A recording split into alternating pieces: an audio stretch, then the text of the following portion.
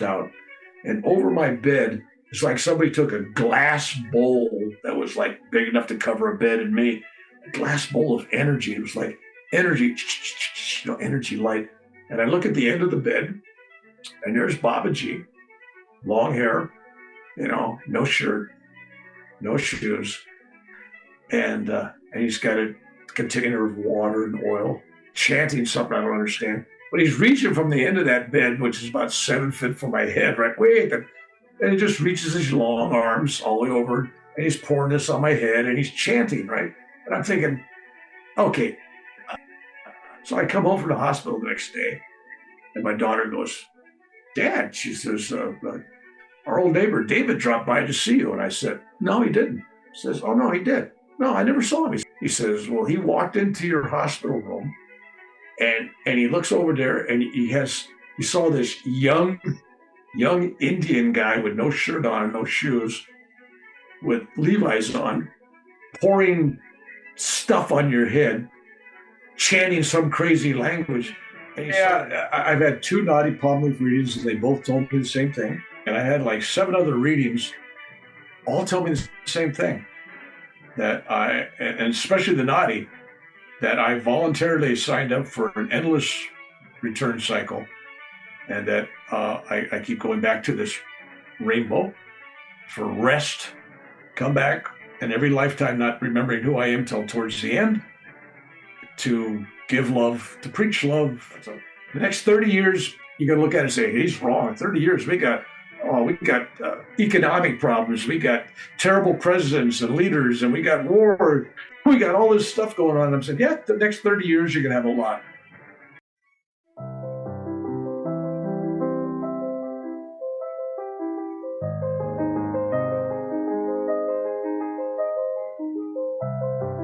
Hi, this is Akanksshaa. If you're new here, please subscribe to my channel. If you resonate with me, please like, comment, and share.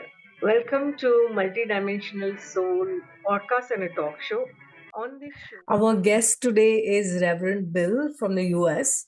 He's a mystic, minister, author, award-winning poet, Vietnam War veteran, international inspirational speaker, energy healer, teacher, 3-time near-death experiencer, worldwide workshop and retreat leader, yoga meditation teacher, and a spiritual warrior. A very warm welcome, Reverend Bill, to Multidimensional Soul Talk Show and Podcast. It's an honor to have you here. Well, thank you for inviting me, and I'm here for your audience, and I'm also here for me. I enjoy doing this, and I enjoy meeting new people such as yourself. So blessings and peace. Okay, thank you.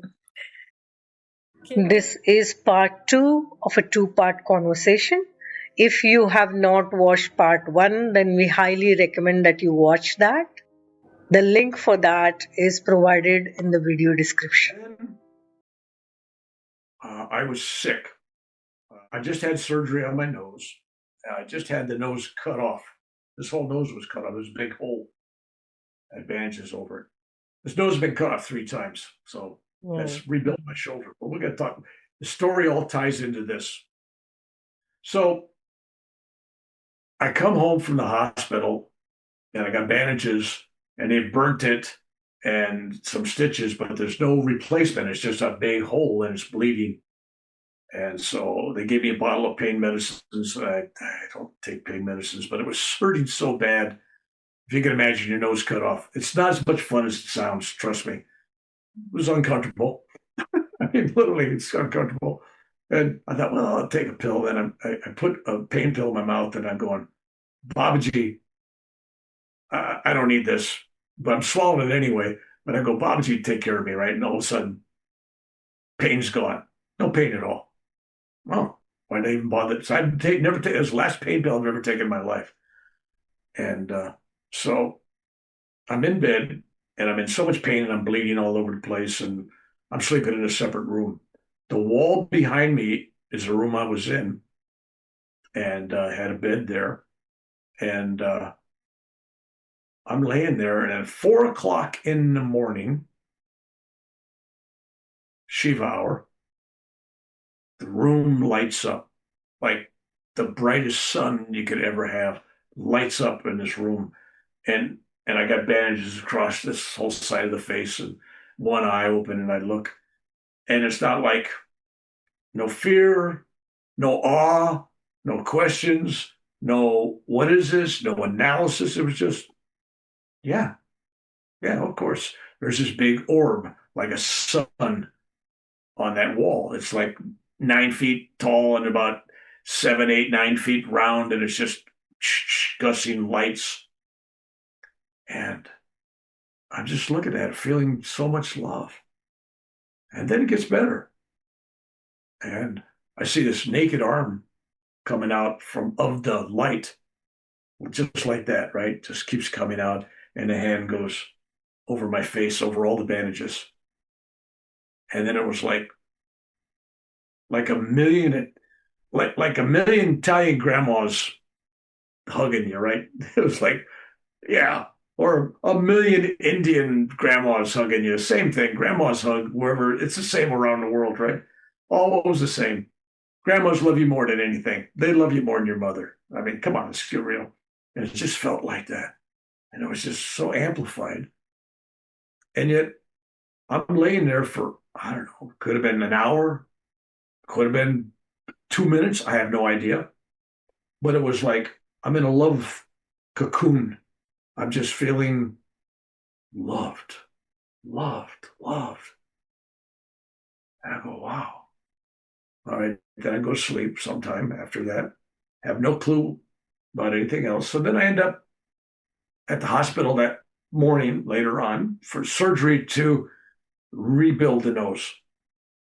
And my wife was there, and the doctor came out, and this doctor says, look, I've been a doctor 31 years doing this surgery. I got it down. He had a picture of my face that was taken the day before with a graph on it, little squares. And he goes, I'm going to go and I'm going to cut the forehead and a big triangle down to here.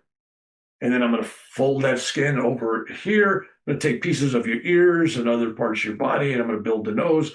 We're going to sew this on. And in so many weeks, the skin will attach. Then I'll have to do re-surgery to fix your forehead, and then another surgery to get rid of the hump, and another surgery. It was like all these surgeries coming up, right? He said, I've done this for years. I got it down. I spent 2 hours on this thing, figuring out how I'm going to do it, and it'll be okay. We'll be done in in an hour or something, 2 hours. My wife is like, holy cow, that's going to be a monster when he gets done, right? So I'm wheeled out. I'm unconscious. And I got bandages everywhere. My wife looks at me and she goes, where's the doctor? And I'm going, oh, this must be worse than I thought. Right? Where's the doctor? She brings him in and she goes, you didn't do what you said you were going to do. Didn't cut the forehead. Right.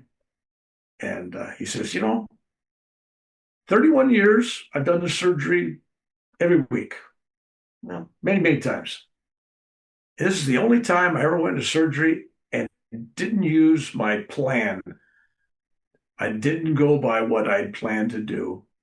I felt that inspiration while I was there looking at his face, and decided to take a big chunk of his shoulder and rebuild his nose from his shoulder. No bump, no follow-up surgeries after that. It's just going to be, that was it. And she goes, what? And then, of course, he gives me a bunch of pain pills. He says, you're going to be up all night. You'll be bleeding. You'll be painful, blah, blah, blah. So I go home and I go, no, not taking the pain pills. And I went to bed that night. And at 4 o'clock in the morning, exactly the same time it was the morning, before, the room lights up. Same exact experience, same exact orb of light, same arm coming out, naked arm, covering up my face. And I go, wow, that was it. I just felt loved. The pain was all gone. It felt great. And I go, wow, that's interesting. So 10 days later, I'm at the doctor's office to get the stitches out. I think I have like 68 stitches. And I sit down there and I hear mumbling and complaining. And I go, what's wrong?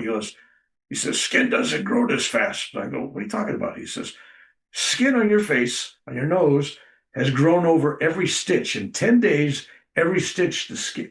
If you know anything about the anatomy, skin doesn't grow, that much in 10 days. I mean, you can't even notice skin growing, right? It's like slow. And he had to cut each stitch out, and it took forever to get out, and he was all upset. But in 10 days, the entire face had new skin. So, story's not over. So, I decided I'm going to go to a wedding. The wedding is in Napa Valley, this wine country in California. Very beautiful place. And the guru I was talking about earlier, he's invited to this wedding, and so is his followers, and I'm his friend.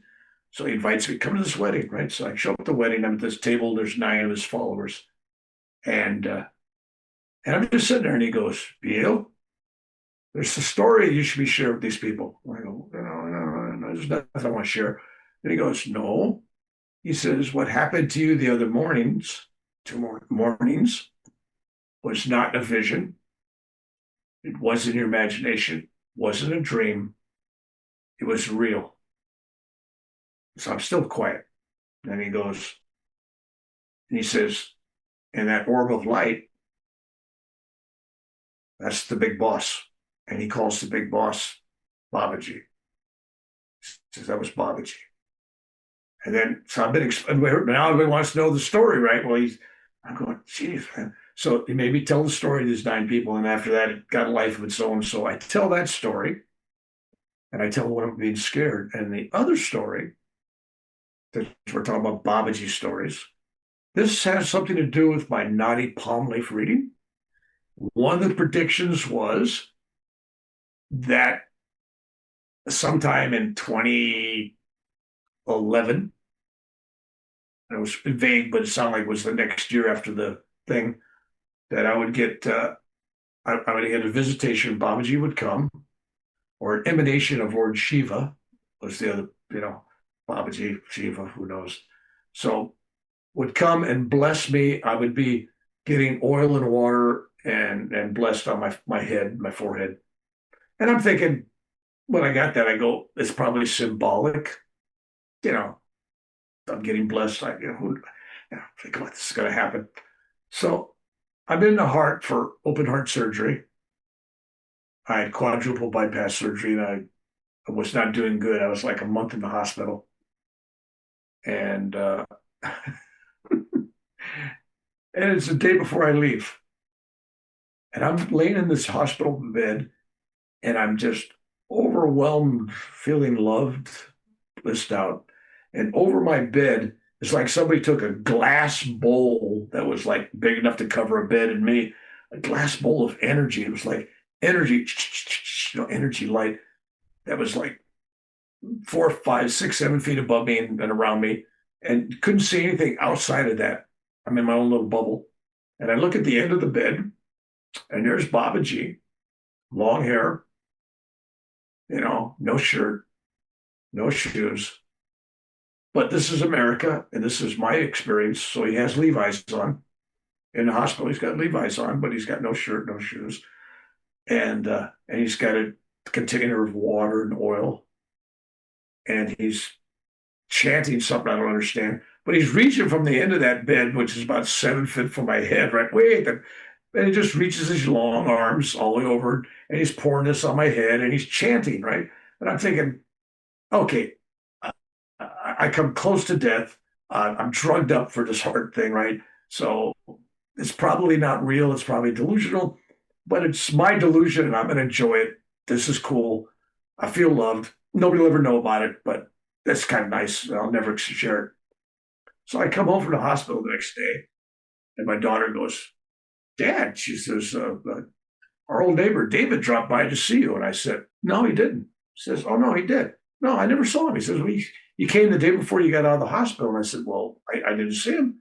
He says, well, he walked into your hospital room, and he looks over there, and he saw this young Indian guy with no shirt on and no shoes, with Levi's on, pouring stuff on your head, chanting some crazy language.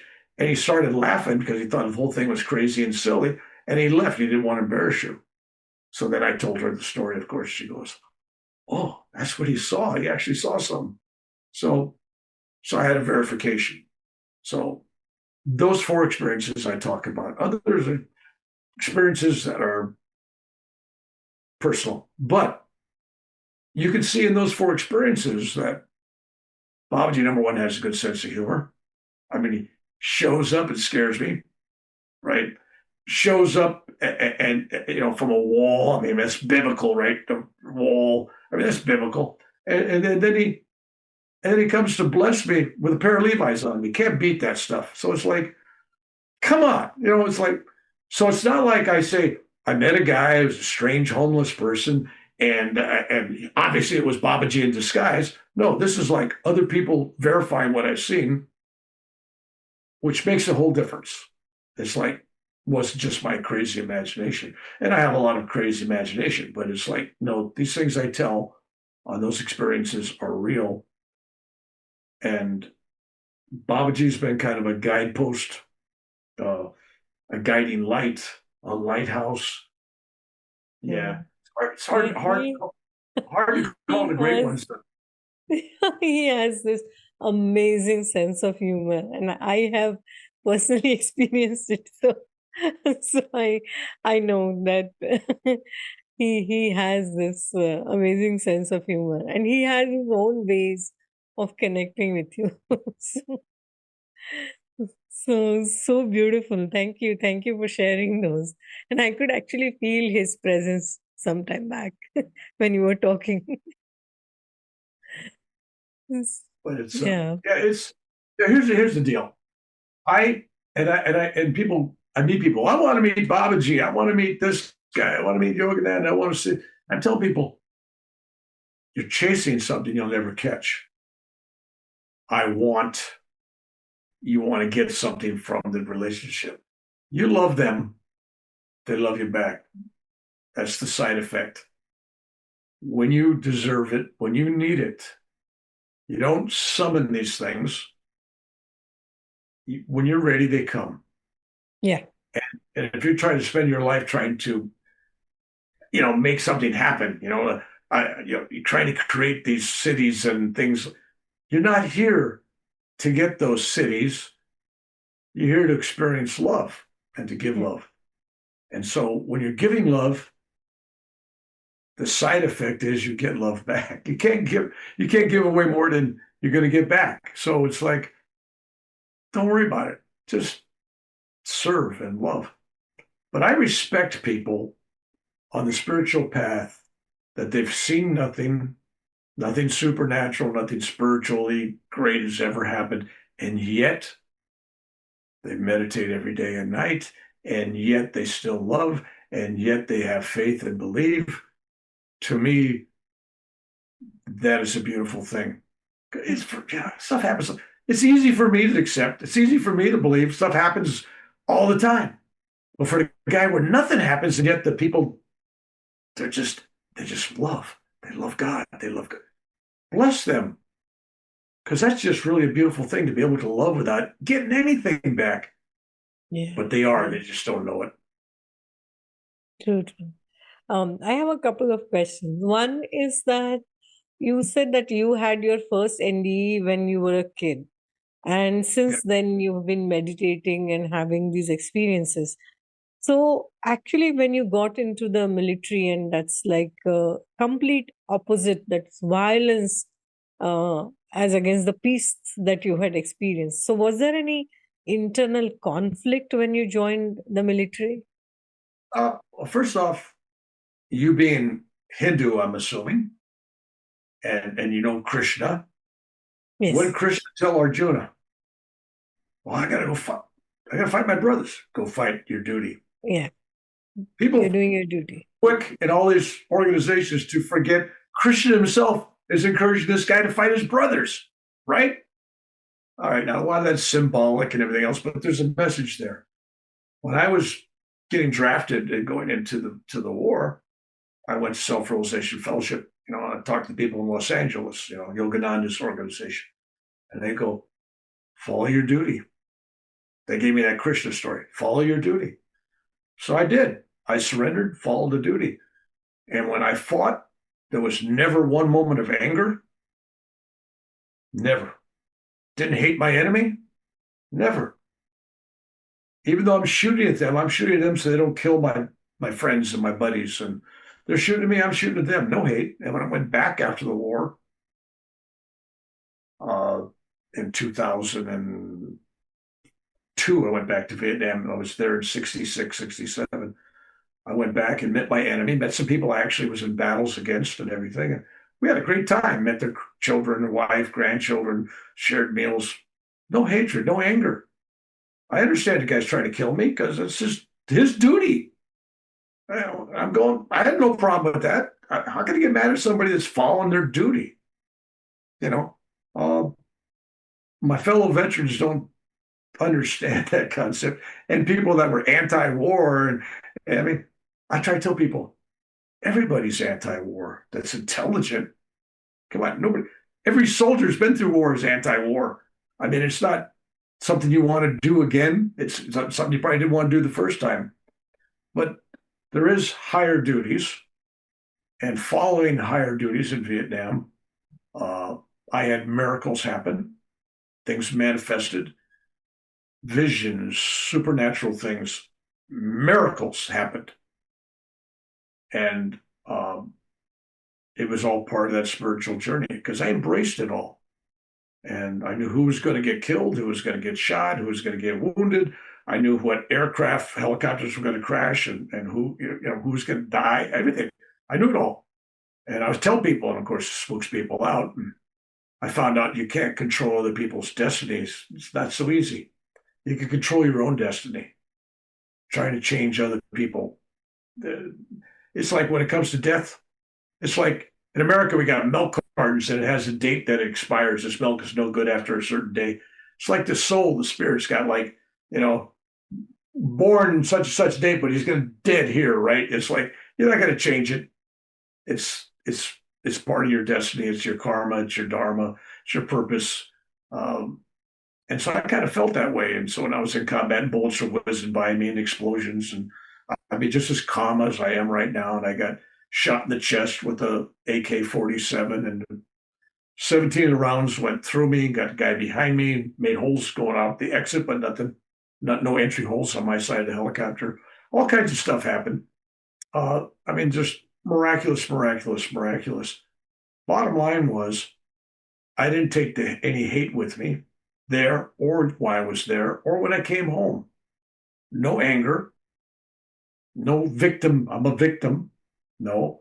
In fact, I had something. I'll tell you a story because everybody's, you're in combat, you shot people. I saved 35 people. 35 people, one incident.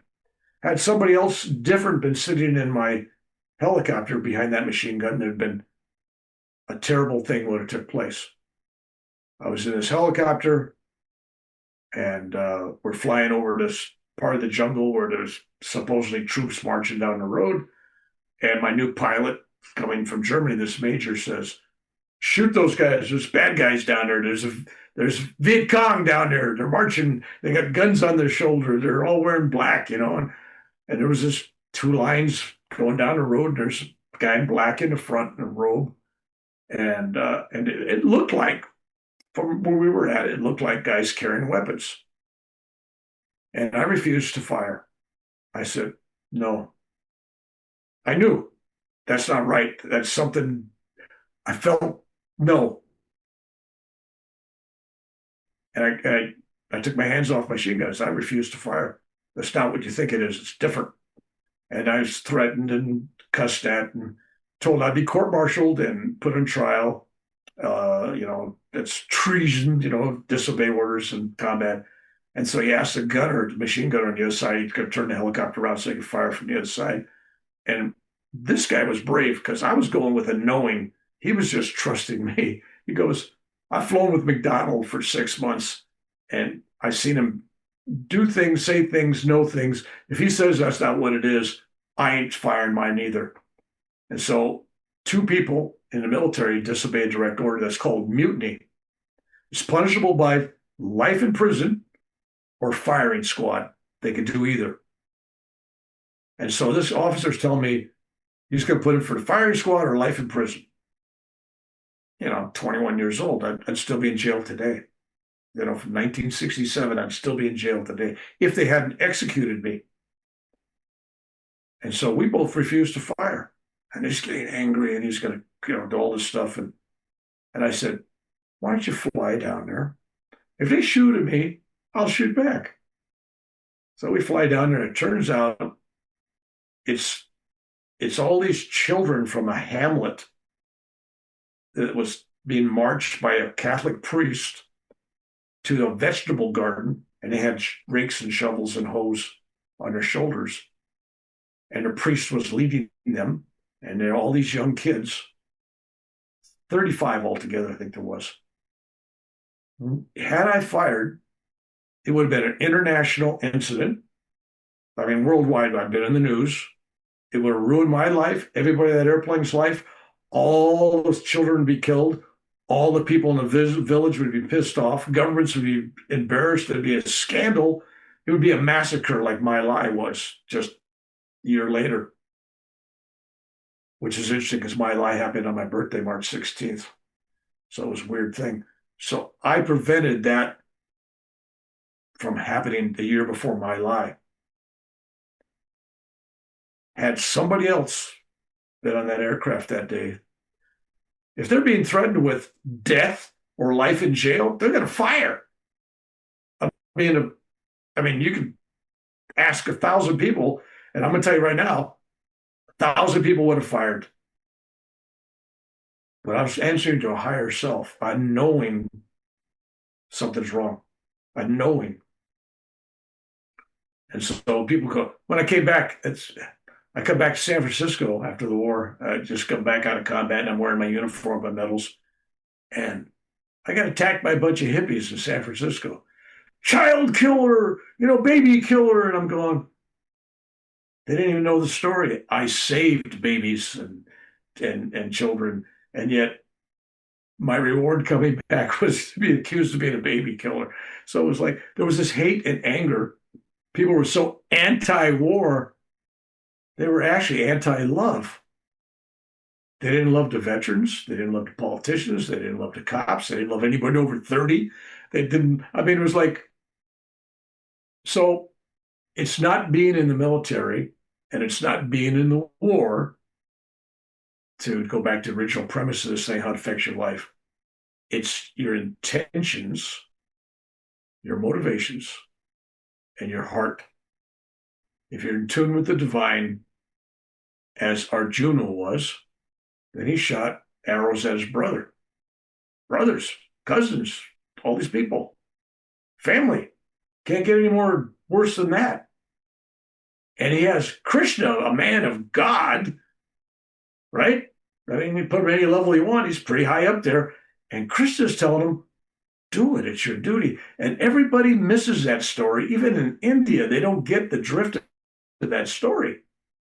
Yeah. That you can be a warrior, saint, sage, and you could be a warrior and be a terrible person and hate the people, and you prejudice against people, and you just no mercy and everything else.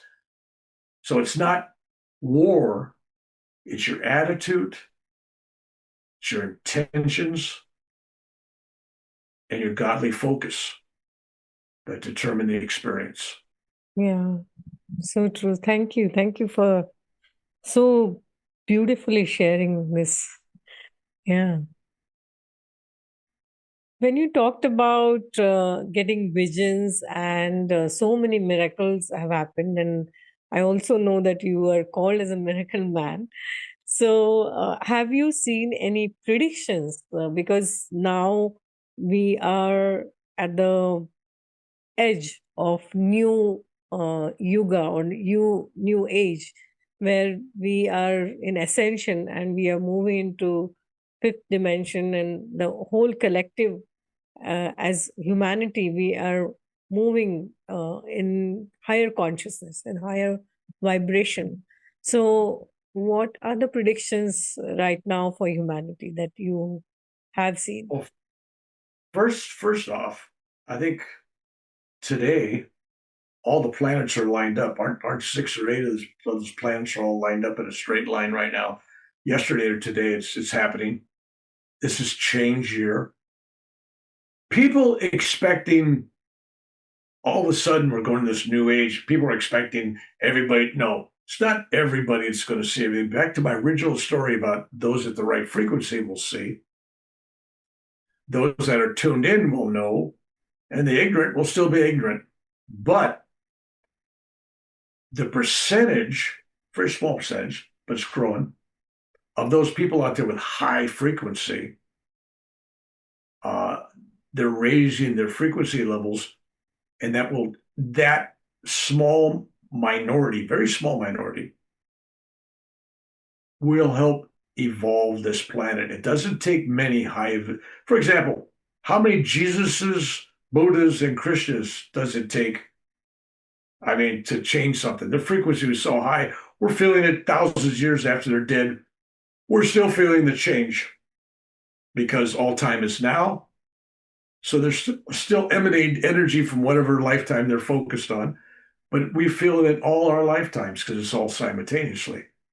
These great beings that are perhaps not known. In fact, I guarantee you that those gurus getting 2 million views are probably not the ones that have the high frequency energy. They may not, but I'm just saying we're being saved by people that maybe just be in a hotel room or in a house in India or in New York City or San Francisco or out in the country in Iowa. We don't know who these people are. They're not on Facebook saying, I'm this divine saint. They're certainly not me. They're certainly not all of us that think we're something. There's this humble group of rainbow servants that are hovering in this world, that are adding bliss and energy and love. It's keeping us from blowing ourselves up. Think about this. When I was in the womb, August of 1945, I was 3 months in the womb, hadn't been born yet. Two atomic bombs dropped on Japan, Hiroshima and Nagasaki. Boom. Tens of thousands of people dead. A couple of years later, we're looking at a world where 7 nations, 10 nations, 12, whatever it is now, 15 countries, all kinds of countries got atomic bombs. And yet, 80 years after the end of the war, nobody, not one crazy person, has dropped one on any civilian any people. Nobody. Why? We got North Korea, we got Iraq, Iran, we got Pakistan, we got India, we got Russia, we got America, we got Canada, we got Israel, we got South Africa. All these people, and it's more, all got atomic weapons, and yet they haven't happened. Why? This divine energy of this group of souls that is changing and saving mankind from its worst thoughts and deeds. And I'm believing now that that energy is growing even more so. But the average guy out there, it's not going to be everybody walking around thinking, oh, this is a new age, everything's hunky-dory. Because in the new age, you'll have shades of energy.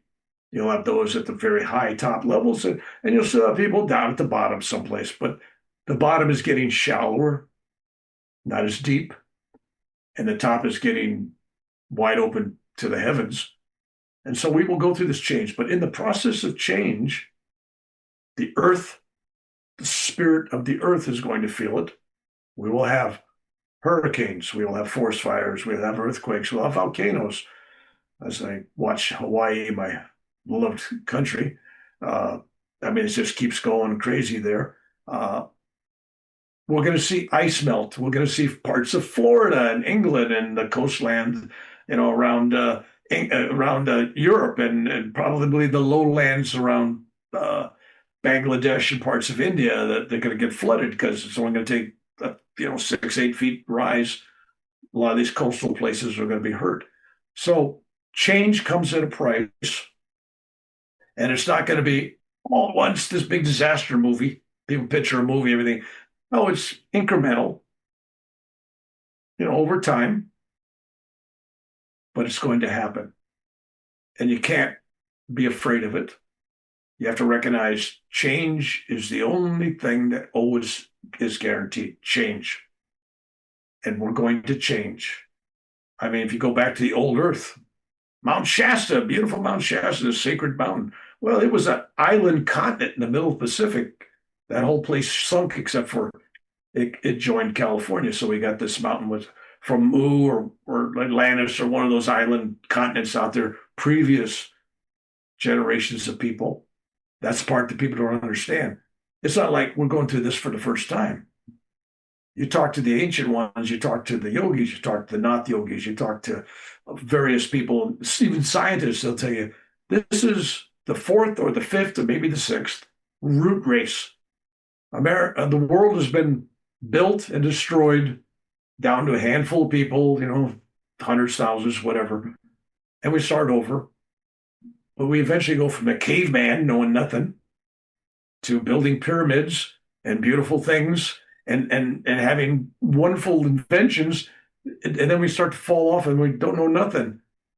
And we sit around thinking, the pyramids had to be somebody from outer space. No, we probably built them. We had the knowledge here. We had the technology here. We've lost it.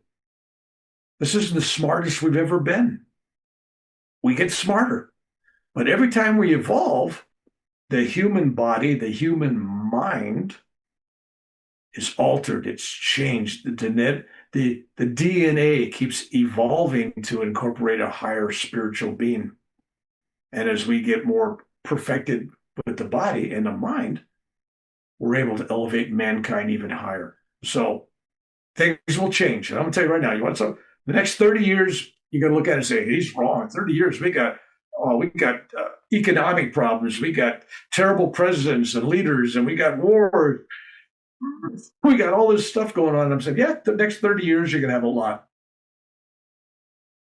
But it's nothing in this long scale of things.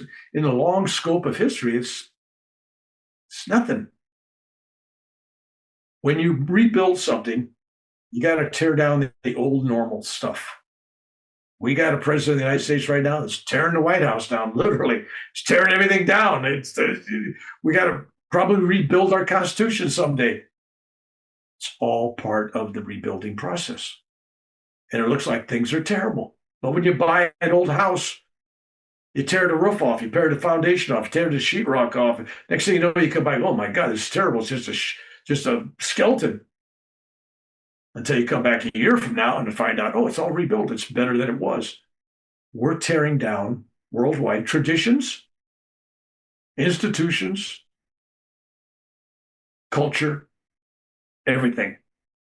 And we're in the process of waking up to a newer, higher dimension. But it's not going to be everybody going to walk around as a saint. No, you're still going to have murderers. You're still going to have pedophiles. You're still going to have crazy people. You're still going to have people chasing $1 billion, the new God, money. But it's the undercurrent. It's the foundation of this life that we live down here. The foundation is vibrating higher. And since we're all one, let's go back to that.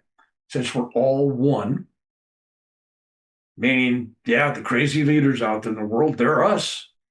And the enlightened people, they're us too. And we're all just part of this dream. This world is not real. This dream is not real.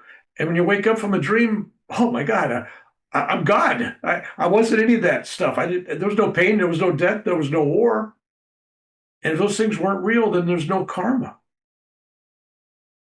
And since all time is eternal now, happening all one time, then nobody got more enlightened than you. Nobody's beat you back to God. You're just as good as Buddha, because Buddha in the same time dream, and Jesus in this time dream of space and travel and all that, they're the same place you are. They're on this pendulum scale of time. But we all wake up together. Nobody goes to hell. Nobody's lost. So where's the free will? Because we all win in the end. No matter how bad things get for you, you're always saved. Divine's there to rescue you because it's divine helping the divine. How could it not be? Now, you don't go around telling people that just lost a child or a husband, most especially somebody lost a child, hey, this whole thing's a dream, none of it's real.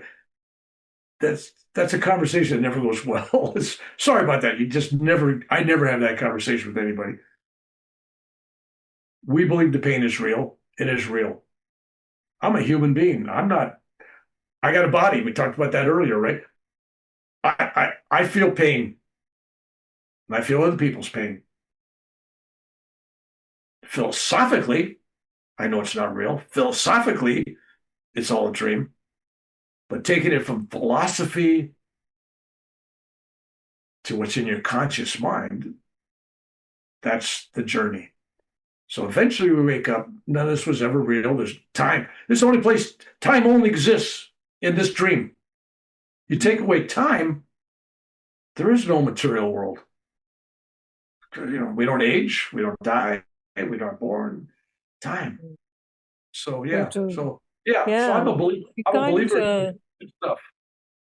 Yeah. You can't deny, because I know from my experience after my kid, and he was 17-year-old when he crossed over in 2020. And even the Indian scriptures say that losing a child is the worst kind of pain or grief that you can have. And I know it firsthand. And even though I'm extremely grateful and I feel blessed to be connected with him, and he is in the very high realm. He connects with me multidimensionally, and this is a very different and unique experience that I am having, and it kind of led to my radical awakening. Even then, I had to work on healing myself through it. I couldn't say that this is just a dream, and there were days where it was difficult for me to just get out of the bed and show up. So yes, that would be spiritual bypassing if you would do that. So yes, I can so relate to it. When you talked about being one with Buddha and being enlightened and uh, finishing karma, and this is something that, because you have done your Naadi leaf, this thing done, Naadi Pariksha as we call it here. And you have seen yourself as a rainbow body master in past lifetimes. So is this your last lifetime? Have they told Okay. you anything? Yeah, I've had two Naadi Palm Leaf readings, and they both told me the same thing. I had a channeled reading in Hawaii by a kahuna. They told me the same thing. I had a tarot card reading in Mumbai, told me the same thing. I've had a Western astrologer that does channeling and combination tell me the same thing. And I had like 7 other readings, all tell me the same thing.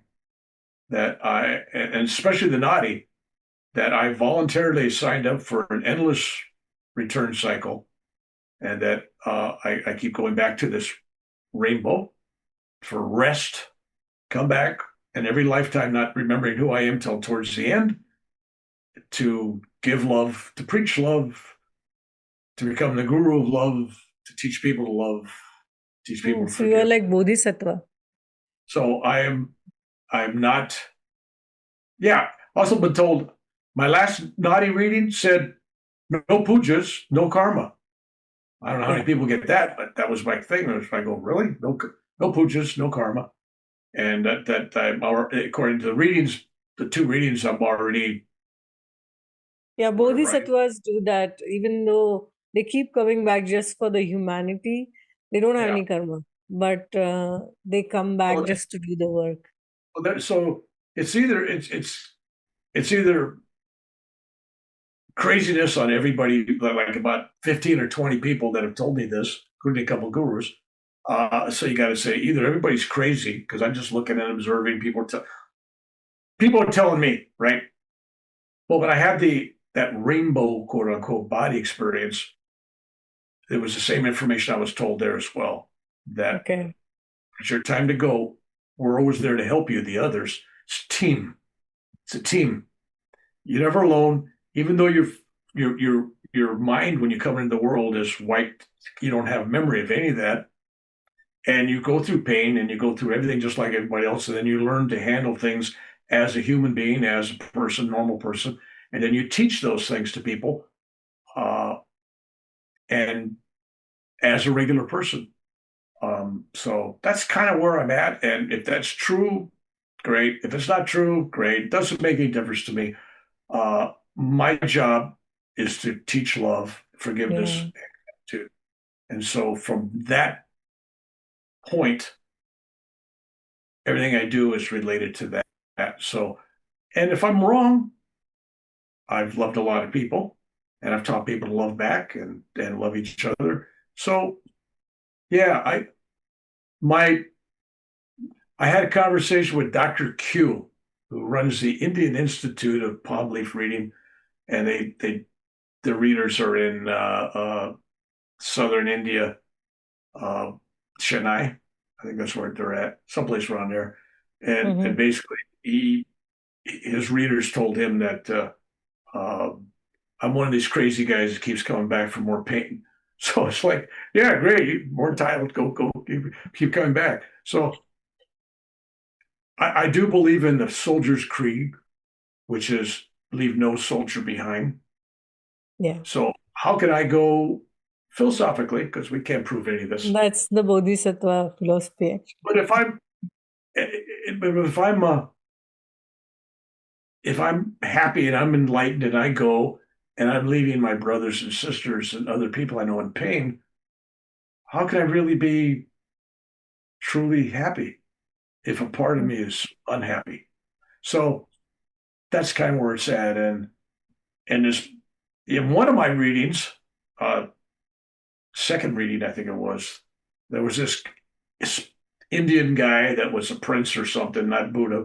Another guy's a prince, and then he goes to China, and then he forms this Shaolin temple, with the martial arts and all that. And eventually gets into Zen, and it goes to later on goes to China, to Japan, and all that. And according to the reading, uh, the energy of that guy, and I have his name someplace, but the energy of that was me. That whatever that means, I don't know what that means because it doesn't say that. It says the energy of all that was you. So that's interesting because that's a different way to say things. So I got that. I've got a lot of weird predictions from a lot of people, just really odd stuff. And I think the mistake that a lot of people make is they want to latch on to all this stuff and then live. I was this guy in a previous lifetime. I was, Saint Ignatius Loyola that I got about 200 people now believe I was, and a Catholic people in the Catholic Church thought I was, and a bunch of other people thought I was. And yeah, the guy looked just exactly like me, and he was lived a life similar to mine and everything else. But it's like I'm Reverend Bill this lifetime. This is who I am. This is it.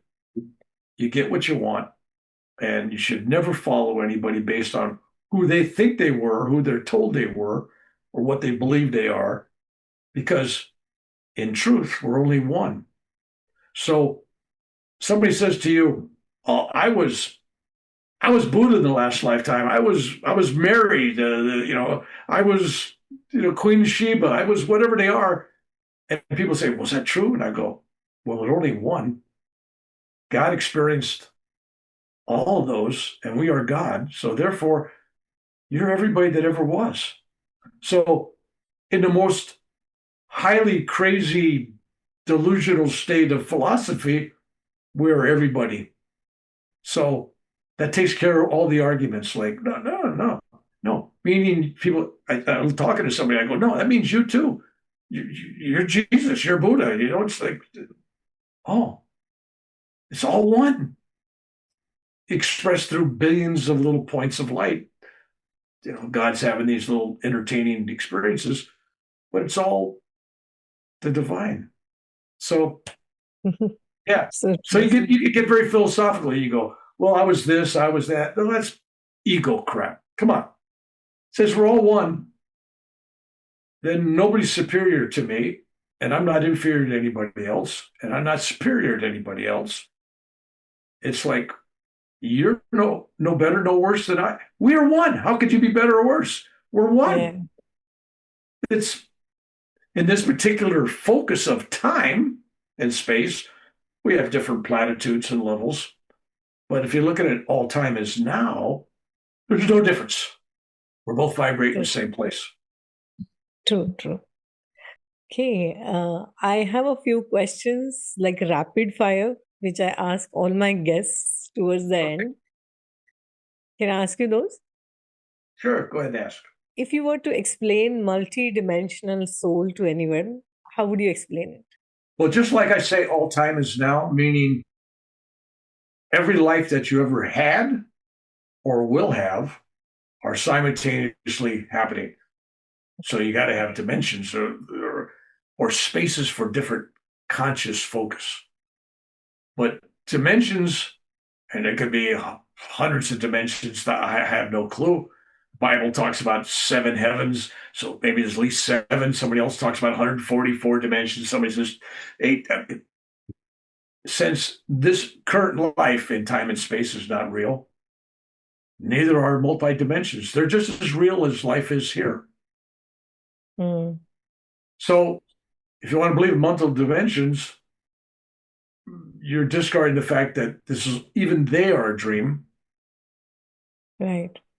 Because there's nothing outside of yourself. The kingdom of God is within. Within, yes. Okay. And where your focus is at, your consciousness is at, that's where you're at. So I tell people, I got to go to Babaji's cave. I got to go to Sri Lanka. I got to go to this temple. I got to go to Mount Kailash. And I'm going, close your eyes. You're there. There's no difference. Oh, no. Yeah. Otherwise, people become spiritual travelers. They become spiritual tourists.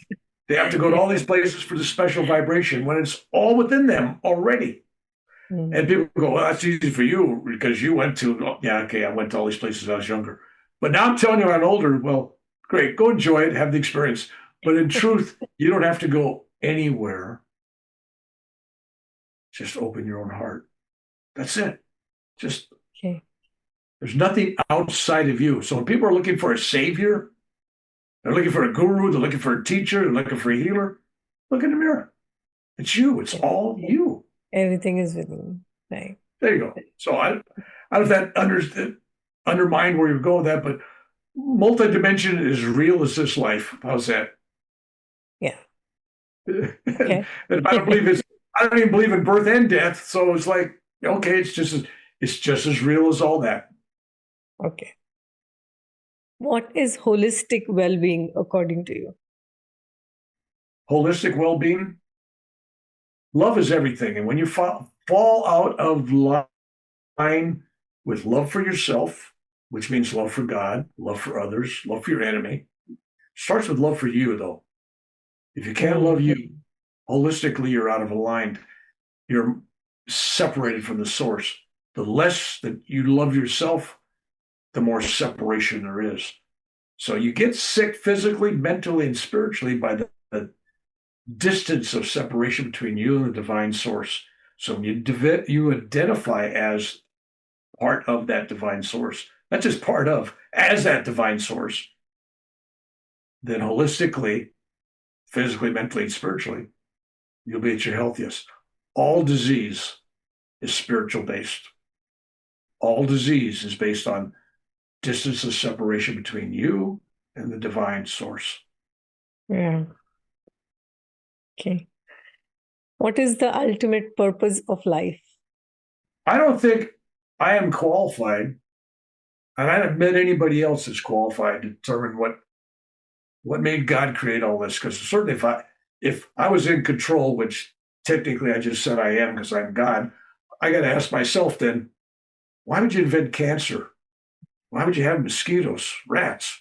Why would you have wars? I'd build a body different where you didn't have to eat food, and you're in good health, and it just never ages. So, yeah, what's the purpose of life? Okay, I'll narrow down to how I practice that. To me, the purpose of life is to love. No other just to love. You're here not to be successful, which is the worst thing you can tell your kids. Be successful. You can't take success when you leave here. You don't take success. Well, I'm a CEO of this company, and I got a college degree, and I got this great success, and I'm making money. Big deal. Success got nothing to do with inner peace, joy, bliss, happiness, love. So you're here to love, not be loved, but to love. End of story. And start with loving yourself. If you were But you haven't to, gotten any answer from other people, right? No. But everybody will have their own take on why we're here. And it's just like, nah, it's really simple. Just love. yeah,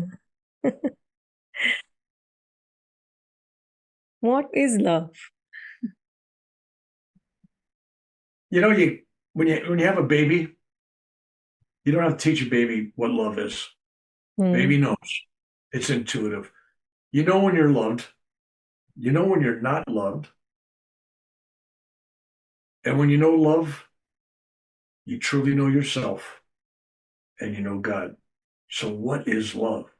That's one of those questions that, well, I know what the color red is or purple, but I'm just telling a blind guy what the color is. It's like trying to tell yourself what love is. When you know it when you feel You it. know it. Okay. But what is love? I think so many different philosophical ways to go down that road. But to me, love is God. That's it. Okay. What is self-love? Yeah. Self-love is the ability to see God within yourself and yourself within God. Without self-love, you never have any love. You can't love anybody else. And part of that is also, if you have self-love, then you practice self-forgiveness and forgiveness of others. And if you got self-love, it means you love God, you love yourself, you love your neighbor, you love your enemy as yourself. You don't have to like somebody, but you gotta love them. So self-love is the very foundation of life. Without self-love, people are committing suicide to different degrees.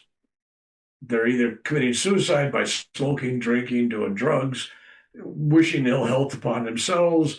If they really love themselves, they would take care of their body. If they really love themselves, they would eat the right foods. They would exercise. They wouldn't hate others. Hate and anger and resentment, shame, grow cancer. It's just a cancer for the body and the soul. So self-love is essential for health at all levels. What's your parting message for our audience today? People looking for ways to serve, I tell people, there's no small love, there's no small service. Everything is needed. If you own a big company and you're the CEO and you're making the big bucks, if that janitor didn't show up every day to clean your toilet, it'd be a very miserable day at work, right? So everybody has a purpose. Everybody is the same part of God that you are. So when you walk around thinking you're really, really important, realize that everybody is and nobody is. There's nobody better, nobody worse, nobody superior, nobody inferior, nobody more highly evolved than you are, nobody less involved than you are, nobody's more spiritual. How could they be? They're all you. So live your life knowing that everybody's a family. It's all one. Everything goes all right. How can people connect with you? Unfortunately, or fortunately, depending on who they are, because I get thousands and thousands of email. But you know what? No matter if I have to get up at 2:00 in the morning and then go all night, I answer to some degree everything that's sent, and I send prayers for everybody that writes me. Email Huey, Huey 576 at gmail.com. That's Huey, like the Huey helicopter, 576, which was my helicopter number, Huey 576 at gmail.com. And get hold of me. My website is www.revbillmcdonald.com. Really original. And I'm redoing it. So in the next week or two, it'll be having information that you really need. I haven't changed anything on there in years. And my Facebook page is Rev Bill McDonald. Again, really original. And my YouTube channels, where I got 250 plus YouTube videos on there with 1.5 million views. And then I got podcasts with another 1.5 million. But my YouTube video is, ready for this? Rev Bill McDonald. I know that's hard now. So it's Rev Bill McDonald Facebook. Yeah, we'll give all the links in the video description. Anyway, so there you go. So yeah. Thank you. Thank you so much. It's been such a joy having you on the podcast. Thanks a lot. Thank you. And by the way, let's get a plug in. I do write. I got about a dozen books out there in English, German, Spanish, and they're all over the place. Go to Amazon, and you'll find me there. And if you desire to read them, I'd appreciate it. Actually, what's interesting about India, because I sell very few printed books there, but downloads, hundreds of dollars in royalties every single month for the last 8 years or 9 years. My downloads, everybody wants an ebook, and and it's like, great. So I'm an old-fashioned guy. I kind of like a book in the hand, but young people, they got it on their phone. They can on the airplane. They can read it. They can read it wherever they go. So I understand that. Blessings and peace. Thank you for having me. Thank you. Thank you so much. Thank you for tuning in from wherever you are in the world. As Ramdas says, that we are just walking each other home. So thank you for co-creating the new earth along with me and my guests. If you resonate with me, subscribe to my channel, like, comment, and share. Let's keep this beautiful energy in flow, in motion. Namaste. Lots of love.